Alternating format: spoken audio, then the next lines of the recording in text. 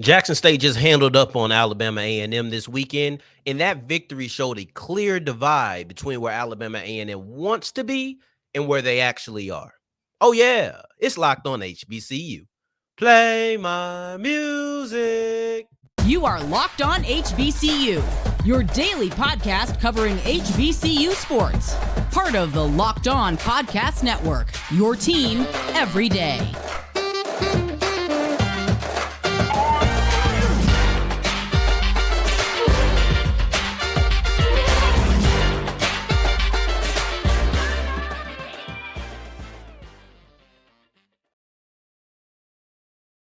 Family, welcome back to another episode of the Locked On HBCU podcast, your number one daily one-stop shop for everything HBCU athletics, Monday through Friday, part of the Locked On Podcast Network, your team every day.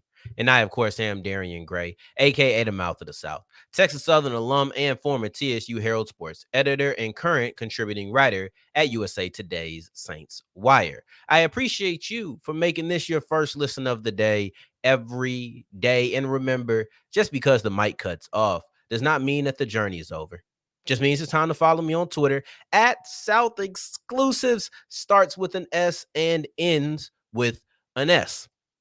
Today's episode is brought to you by Jace Medical. Empower yourself when you purchase a Jace case, providing you with a personal supply of 5 antibiotics that treat 50 plus infections, and get yours today at jacemedical.com. That's Jase, jacemedical.com. And we have a stacked show. I'm very excited. I say that every day, but today is one of those days when I am particularly excited about it because Benedict College, for the first time this year, for the first time in 6 games, has finally actually played a close game.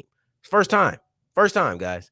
Before that, we have our HBCU rankings, and we use that to reinforce a point that I made yesterday about the SWAC West. But we kick it all off with Jackson State versus Alabama Alabama A&M, because this game right here told me a lot. And I said it on last week's episode, probably the extra games of the week. So last Thursday, I said something of the sort of, I need Alabama A&M to prove it to me. I still have questions. I've said it before that as well. A lot of people jumped on the Alabama A&M bandwagon after what they did to UAPB. Now, I don't much respect UAPB as a tough challenge, to be honest. And then secondly, even if I did, they just weren't that good, in my opinion. Alabama A&M just did not have a great performance in that particular game. I felt as if I was missing something. Because I felt like Quincy Casey, if I remember correctly, Quincy Casey had SWAC Offensive Player of the Week that week. But I just did not see it. I did not feel it. So I was coming into this game looking to feel something, looking to have a belief in Alabama A&M that I did not have on Friday. Well, after Saturday, they're going to have to restart that proving process if they want to prove me wrong, right? You could always say, screw the Mouth of the South. Who cares if I prove him wrong? And I'm with that. But when I'm evaluating, I'm going to continue to look for them to prove me wrong, whether they care about it or not. So I don't really believe in them. But this game told me a lot. What's the divide? The divide is, are you one of those guys or are you not? Are you one of the people we feel like can make some noise in a division, even if we do feel like this is FAMU's? Like, let's be clear. The last 2 years, after week 1, we had a pretty clear, or at least last year. I don't remember the first year. It did, because some things are different in hindsight. But at least in 2022, once Jackson State beat FAMU, we knew it was Jackson State's division and conference. We knew that. But there was still a certain class where it wasn't just Jackson State. There were other people on the floor with them. FAMU was on the floor with them, and it seemed like it was only FAMU. Alabama State wasn't quite there. Alabama A&M is trying to be on the top floor. They're trying to be there. Even if they're not in the same conversation as the top dog, they want to be in the conversation with the top dogs. Nah, Jackson State is. They showed that.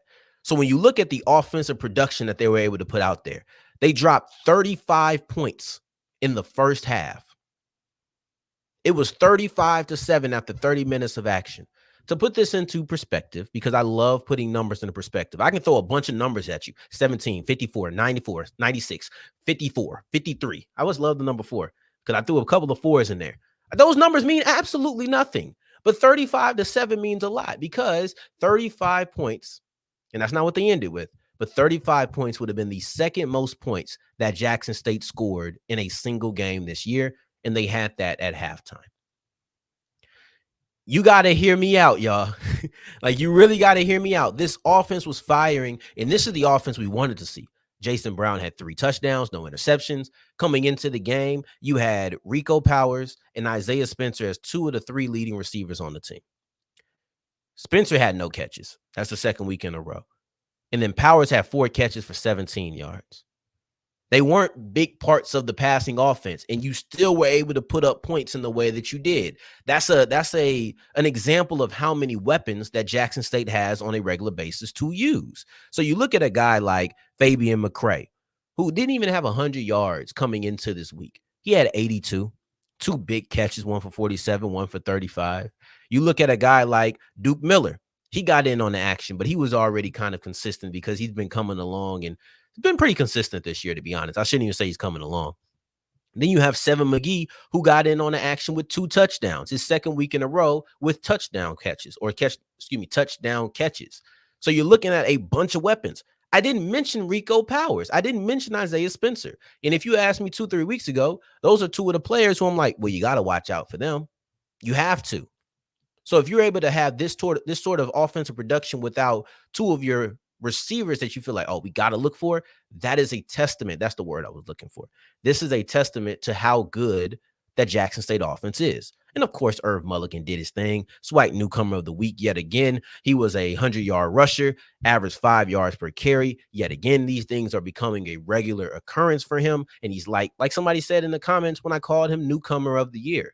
He's starting to make a conversation for him possibly being the SWAC offensive player of the year. I don't know if there's any quarterbacks who just blowing it out of the water to where a running back cannot be considered. So I'm going to say he's going to move himself into that conversation, but for sure, the newcomer of the year. We have to see how the rest of the year goes on, right? And plus, he might have more team success than some of these other quarterbacks who are looking good. It's just a matter of balance. I wouldn't say he's the leader for that, but he for sure should be in the conversation. Alabama A&M had 3 interceptions on the day. They changed quarterbacks. Quincy Casey left. In came Xavier Langford. And, they scored a lot of points in the second half. A lot of that happened within the last 20 minutes of the game. I'm not putting too much stock into that, and I'm not holding that against Jackson State's defense much either. We saw the sort of dominant performance that the Tiger defense was able to put out there. Of course, in that room, allowing this many points, regardless of when they happen, is not something that you want. And it's going to be something that's spoken about in the locker room, of course. But for me, I'm not holding that against them. And if we're going to be honest, talking about the divide before we get up out of here and we wrap this thing up, it's FAMU and then there's Jackson State. I think the gap is probably a tad bit bigger than it was in 2021 when it was Jackson State and FAMU and it felt like they were almost touching. That gap was really small in 2021, and it was huge in 2022.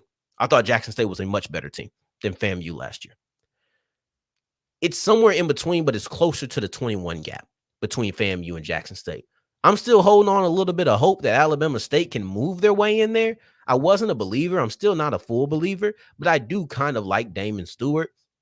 And I'll be interested to see exactly how they perform against Jackson State in, spoiler, our game of the week on Friday. So make sure that you're here for that. But make sure you're here every step of the way, specifically today as we move forward and look at the HBCU rankings, because they reinforce exactly what I was saying about the SWAC West in the mashup of just how close that is. And we'll look at that as we continue with Locked On HBCU.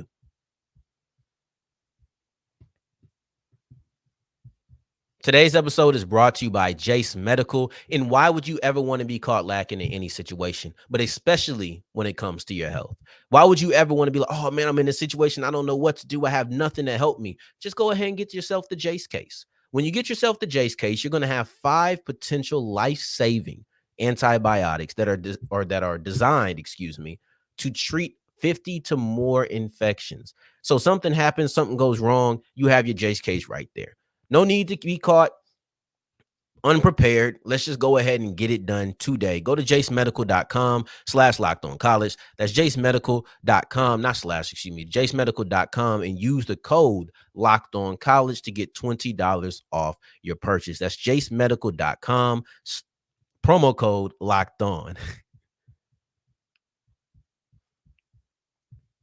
As we continue rolling on today's episode of Locked on HBCU, I appreciate you for making this your first listen of the day every day on Friday. I already told you what the game of the week would be, but now also don't forget we're going to have our live stream here on the podcast page, on the YouTube page. It'll be put up afterwards, but it'll be live on YouTube. So make sure you check out College Football Kickoff Live and get up to date with the biggest stories around college ball. Make yourself a smarter viewer, a smarter watcher. Now, with that being said, let's continue the trend. I talked about the gap between FAMU and Jackson State, and I don't know how big the gap is, but I do know that the gap between all of the teams in the SWAC West is minuscule. I do know that if you move a little bit, you might touch them. I do know that you're in a general admission concert, right? If you've been into a concert where you had general admission with a standing room, you know how tight that can be. That's the SWAC West. Not much room in between these teams, but I do feel like there is certain orders that I would follow, and it's not the one that the NCAA rankings have. So yesterday I spoke about how it's pressed a hard reset button. It's been a hard reset, and now all of the top teams have one loss. The special part about this one loss is that they've all played each other except for Southern. None of them have played Southern, but Grambling's played Alcorn and they played PV. PV has played Alcorn, they played Grambling, and of course Alcorn has played PV and they played Grambling. But none of those three have faced off against Southern. So they all have the opportunity to take care of one of the main opposition, but the biggest team, right, or not the biggest team, but that biggest opposition has the chance to take out all three of them. So that's the kind of interesting predicament that we have in the SWAC West. But let's look at these NCAA rankings because we do this every year or every week. And I thought they really reinforced how I felt. Southern comes in at first of the four, and they go 7. And then 8, 9, and 10 is the other three teams. And it goes Grambling, Alcorn, PV. They being the NCAA Stan Beckton, I believe it's just him by himself. But I'll say the NCAA website, ncaa.com. They chose to put Southern on top of this list. And then the next three, I think this was kind of a cop-out, but it was a smart cop-out because these teams are so close that I wouldn't envy anybody who has to try to divide them up. But they just went through margin of victory because, like I said, they've all played each other. So, this team won by this much, this team lost by this much, close. And Grambling ended up coming out at number 1 when you do the margin of victory. I'll tell you this. I don't envy the person who has to separate right now in order Southern, Grambling, Alcorn, Prairie View. But I'm going to put myself in a position where I have to do it because to me, there's no way that I could put Southern on top of this list. When I'm looking at the mashup in the SWAC West, there's absolutely no way that I could put Southern at the top of this list because Southern offense has told me and shown me multiple times that I can't trust them. And if we're going through the offense and the defense of all 4 of these teams, the least trustworthy unit would be the Southern offense. And another thing, if we're talking about a mashup of SWAC West contenders, 4 teams who we really believe have a chance to make it to the SWAC championship game, how can I put Southern on top when every single time that they've played a team that we would consider a contender, they've lost? They lost to Jackson State. They lost to Alabama State. They just lost to FAMU last week. And I'm not trying to hear this. It was a close loss to FAMU. This is something that we do in Black college football a lot. Depending on who the loss was to, we'll weigh it more. And this is not one of those situations. This is not Southern losing to an FBS opponent. This is them losing to a team in your conference. I don't care if we think FAMU is the best team. This is a conference opponent. Losing a close game to FAMU does not weigh more than Grambling beating Prairie View. And it doesn't weigh more than Alcorn beating Grambling. I watched all 3 of those games. And in none of those did I walk out saying, oh, well, I did like Southern's performance in a loss more than I like these performances in wins. I thought Southern looked better. I thought that they improved. But to say that their close loss to FAMU puts them above these other teams, I do not agree with. I do not agree with this premise. So if you ask me, Grambling is still the top team in the SWAC.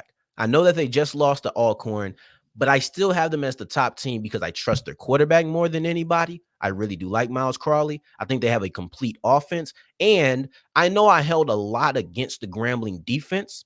after what happened against Hampton, but that was weeks ago. That was over a month ago. And for me to never let go of that when they've shown me multiple times, in my opinion, that they weren't a liability. I thought that they performed well outside of the game-winning drive for Alcorn. I thought Grambling's defense performed well. This, to me, is the best team. Now, that doesn't mean next week it'll be the same. These three teams, or specifically the four, but I'm not quite sure about Southern, so I'll just hold it off to three. These three teams are so close to me that I have Grambling at 1. If I had to be pressured today, I would say Alcorn at 2 because I just like their front line a lot on the defensive side. But tomorrow I might say PV. So y'all gonna let me cheat? Y'all gonna let me get a cop out? I'm gonna have Alcorn and Prairie View tied. I don't know who I want to be there, but if you're not going to, I'm gonna say that Alcorn at 2, Prairie View at 3. But it's really close. It's really really close, almost to the point that I could get to the end of the episode, sit down for a little bit, and go back to PV being at 2. I just don't know, but they're so close. And then I have Southern at 4 because I can't trust their offense. I can't. And as much as I like the defense, I cannot trust their offense. I think they have the ability to get better. I saw them improve a little bit, but overall, can't sit here and say that I love what their offense has shown me throughout 5 games, I believe, because they've had their bye week. Just can't say that. For the rest of the rankings, because I did want to look at some of them, Jackson State moved to 3. So that hot start at the beginning of the game against Alabama A&M clearly weighed a lot. Because Tennessee State won, and they still dropped down to 4. Despite the fact that Tennessee State knocked off Kennesaw State and Jackson State knocked off Alabama A&M, and they both won, they did not stay in the same place. Tennessee State moved down to 4, and Jackson State moved up to 3. Meanwhile, Hampton, they stayed at 5, and Howard's at 6. Excuse me. If Howard has a win against Harvard this weekend, they'll move into the top 5. If they don't, I think the top 5 will probably stay the same unless unless one of the teams in the top 5 just has an embarrassing display. I don't see North Carolina Central or FAMU dropping out of the top 5. FAMU doesn't have a game this week, so they'll probably stay at 2 no matter what. If North Carolina Central doesn't have a game this week, so they'll stay that 1 and 2 will stay the same, unless Jackson State, Tennessee State. I haven't checked Hampton's schedule, so they might have a bye week, but I'm not sure. Unless one of those 3 teams get embarrassed or Harvard loses or Howard beats Harvard, I think that the top 5 will stay the same. I think the top 6 will stay the same, to be honest. So this is a really good. I honestly really enjoyed this week, and I thought it brought up a storyline I just wanted to reinforce. Like, hey, this is how close the SWAC West is. We know the records are extremely close, but when it comes to rankings, look at what the NCAA says. But if you look at what the Mouth of the South says, I have Grambling, Alcorn, Prairie View, Southern, and it could change at any moment.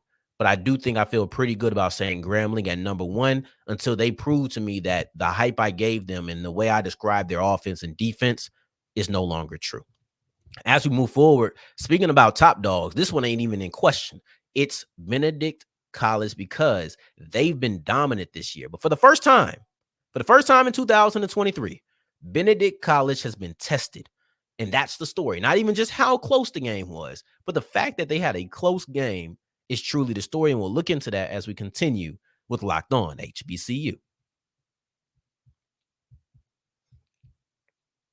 Today's episode is brought to you by Prize Picks, and Prize Picks is the best place for daily fantasy football, daily fantasy sports, to be honest. But it's football season right now. I know that the NBA is kicking in with their preseason, but I will not allow you NBAers to infringe upon my NFL time, upon my college football time. This is football season. I will allow you guys to do what you do after December. Maybe, because then we still have the NFL playoffs. We still have bowl season. But anywho, this is my time. So maybe it's not Justin Jefferson because he's on IR. Maybe it's a guy like Josh Jacobs. Maybe it's a guy like Jamar Chase who's been heating up. Maybe it's a player like Tyreek Hill. Maybe it's Patrick Mahomes. You have all of these players, and you can pick between 2 to 6 guys. And then all you have to do from there is pick if they're going to hit the over or the under. Sounds simple, doesn't it? If it's that simple, all you have to do is go to prizepicks.com/lockedoncollege, use the code LOCKEDONCollege, and your first deposit will be matched up to 100% or $100, So go to prizepicks.com/lockedoncollege, and it's Prize Picks, daily fantasy sports made easy. As we're wrapping up today's episode of Locked on HBCU, I appreciate you sincerely for making this your first listen of the day, every day, making it all the way to segment 3. And I thank you 2 times for that. Hopefully, when I told you that this was a stacked episode, you didn't think I was bluffing. And if you're here right now, hopefully you see that I was not bluffing, because even live, I am truly enjoying the show. So thank you. Thank you for joining and enjoying it with me. Benedict College played a close game. Period. That's the tagline. That's the lead. That's the headline. That's the thing that everybody should be looking like and say, wow, really? They played a close game. And that's the first time that that's happened this year. That's the first time. So Benedict College is the returning SWAC champions. They were the division champions. They lost their quarterback. We had some questions about what they were going to do, and they came back more dominant than ever. I mean, what Benedict College has been able to do this year. Notice I said they played a close game. I didn't even tell you who was against. And no, that's not a slip of the tongue. That's not me forgetting. I understand that when I tell you that a team played in a close game, I'm legally obligated. I'm legally obligated to tell you what happened in this game. I'm legally obligated to tell you why this game was close. But you have to understand, if you don't, maybe you just have not grasped just how dominant that Benedict College has been. But the fact that they played in a close game, just that fact alone is more important than who they faced. It's more important, or not even more important, but it's more of a newsworthy statement than who they played or how they got to that point. Because to call Benedict College undefeated almost feels as if I would be underselling just how dominant that this team has been. So I'm going to read you the scores of each of the 6 victories up to this point. 52-0. Next game. 34-0. Next game. 54-7. Next game. 31-3. Next game. 27-3. Next game. 27-24. You see the aberration here? They faced Miles College. Now we can start discussing about who they played against. But to call them undefeated would undersell just how dominant that they have been. They're 6-0, and for the first time this week, they have trailed in a game at any point. At best, they've been tied, and there's been multiple games where they weren't tied because they shut opponents out in the first 2 weeks. Not only did they trailed in the fourth quarter with under 3 minutes left in the game. This was a truly close matchup. Kind of reminds me of when Rocky and Drago fought. He bleeds, right? Because he had just cut Drago and people felt like he was a monster that could not be stopped. He bleeds. He's human. This is Benedict College's he's human moment. This doesn't mean that they aren't the best team in the SWAC. This doesn't mean that they're not destined for another playoff appearance this year. It just simply means that for the first time in a month and a half of football, we have actually seen Benedict College be tested. I said this jokingly 3 weeks ago at this point when they allowed a point. Oh, they're human.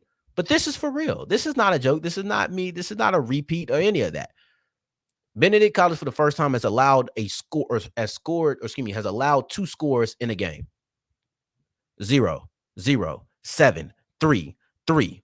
Now they allow 24 points to Miles College. Now let's get into how we got to this close game. Because now that we done set the scene. We done actually set the scene now because that's their first time having a 1-score game. Before this, it was 3-score games. And that 3 scores were 3 touchdowns with 3 2-point conversions. It was not close. It wasn't pretty. I was waiting for something like this, and we finally got it. Benedict College versus Miles. And it felt like we weren't going to. It felt as if Benedict was about to run away with this yet again. 21-3, and then halftime happened. And when halftime happened, everything changed. 1, Miles came out with a new quarterback, and Cameron Riley had a much better performance. He put up most of the points. So that's number 1. Miles came out with a new quarterback. Offense started moving. I don't know if maybe Benedict just wasn't ready for that.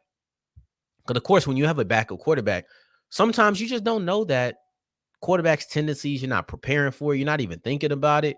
Maybe that's the case. I don't know. I don't want to shoot them any excuses. Not like they need it. Oh, my God. Benedict finally allowed a team within 3 points. They finally allowed 10 points in a game. Let's make excuses.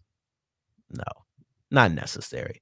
But I do wonder what maybe that could have done to the defense on a legitimate football breaking down the sport aspect. But not only that, because things changed on the offense for Benedict as well. Benedict College opened up the second half, interception, turnover on downs. That's the first 3 possessions. And on one of those interceptions, they actually drove down the field, but they turned the ball over. And after those first 3 possessions of the second half, so the third and fourth quarter it went into, they rallied back for a game-winning drive with 2 minutes left in the game. Those are words that haven't even been in Benedict College's vocabulary. Rally? Game-winning drive? They had game-winning drives in the first quarter. And I know I said that I'm obligated to tell you how it got there, but we got to bring it back to the main point. The most dominant team in HBCU football this year, for the first time in 6 games, has finally been tested. That right there is newsworthy. They were able to win the game, and that's what's most important. But the fact that they were tested is something that is probably, and should be at least, one of the bigger takeaways and one of the bigger moments from this season. Because like when Drago got cut, we now know that Benedict College bleeds. Miles wasn't able to take him down. They didn't take down the monster, but we do know that Drago bleeds. So I appreciate you for tapping in. Hopefully I didn't mislead you. I feel very confident that I didn't, because I enjoyed this show. So I hope that you did as well. I'll see you tomorrow. We'll be here to talk about how the MEAC setup, I believe, really does allow for the teams within the conference to grow and actually achieve national acclaim. Shout out to my guy, HBCU Nightly, friend of the show, for tweeting this out and really sparking this thought process in me. But until tomorrow, until the next time that we hear each other, family, take care, stay blessed. Peace.